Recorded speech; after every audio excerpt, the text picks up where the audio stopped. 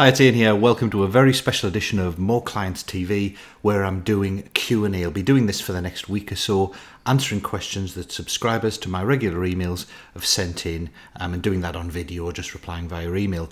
Today's question is all about how do you reinvigorate, revitalise your relationships with good contacts, but who you've lost touch with over the years, you haven't been in touch with regularly.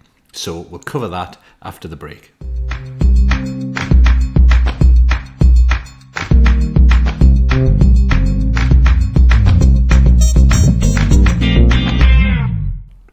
Hi, welcome back. This is the first in a series of videos I'm doing where I'm going to be answering questions that have been sent in by my email subscribers about marketing and sales challenges or problems they have. If you'd like to get your question answered, just email it to me if you're an email subscriber. If you're not, then you should be, and you can sign up pretty much anywhere on the site and then send your question in. The answers are going to be fairly unscripted. I'm just going to pick a question from the big long list of questions I've had sent in, and then just come onto video and answer it straight away, or send a personal email if it's kind of a question that isn't applicable to so many people. So today's first question comes from two people, both John and Sphere. I'll read Sphere's version of it out. Sphere says, "Hi Ian, I'm interested in ideas about securing rework with clients who I haven't done the sensible thing with over the last 6 to 18 months. Stay in touch that indicates my interest in their welfare and being a resource to them in their business. It's a bit like having forgotten someone's birthday, allowing feeling awkward to get in the way of putting that right, and then having to figure out how to reconnect. So ideas about lead-offs that are sensitive to relationship strengthening rather than communicating to them that they're merely sources of potential income." John's is very similar. It's about some of his past clients he hasn't been in touch with for a few years and interested in getting back in touch. So a couple of things about this. Obviously, the longer term thing is to stay in touch with your clients and potential clients so you don't run into this issue. But if you do have it, and it's very common because we do get busy, a couple of things you can think about. Firstly, just relax a bit. Don't be so uptight about getting back in contact.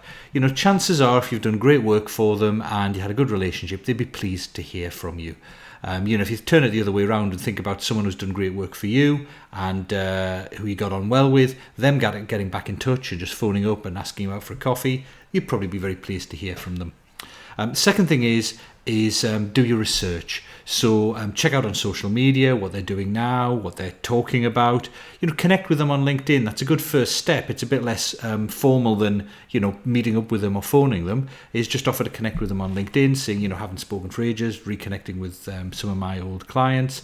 And once you're connected with them on LinkedIn, you can see what they're doing now, see if they've got a new role, and see who their connections are as well. If there's someone you might want an introduction to.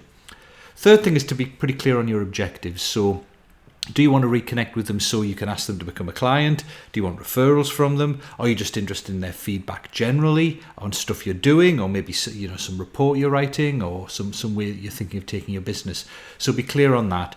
And then you make the connection request. And I usually advise to do that by adding value in your initial connection. So one good way of doing that is to look in your archive for articles you've written, reports, podcasts, videos, that sort of stuff. Find something that you think would be useful to them and then send them that. So just send them an email saying, "Hi, I was looking through my archive of articles I've written. Here's one I wrote a couple of months ago that I think would be really useful for you."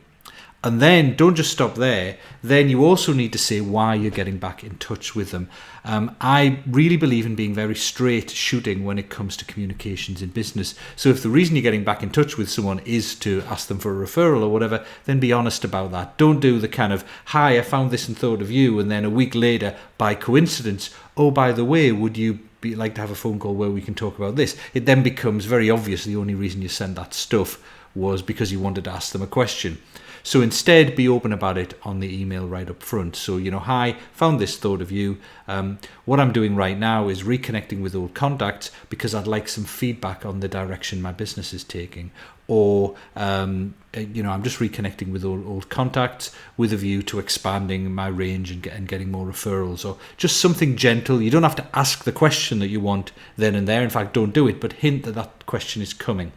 So send them the useful stuff.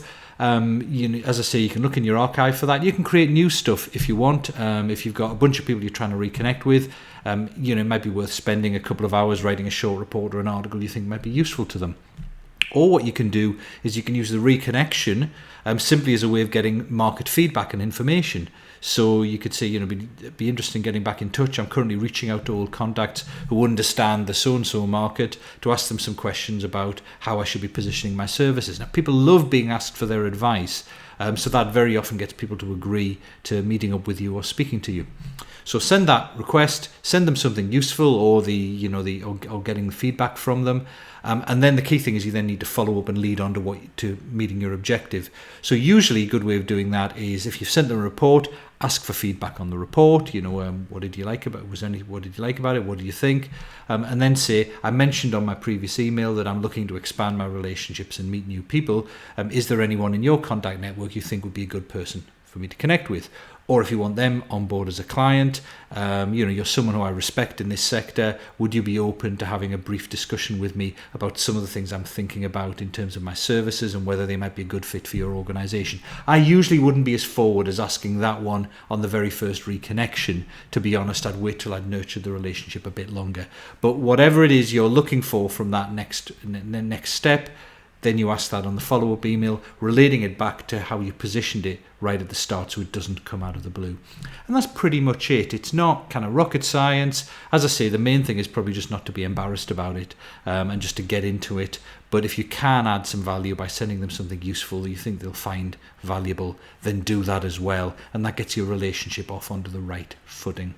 So, hope that was useful. See you again in another upcoming Q&A video very soon. If you've got your questions, then make sure you're an email subscriber and then send them in to me. And I'll put them on the big long list that's growing of questions I'll either answer on video like this or I'll get a direct answer to you.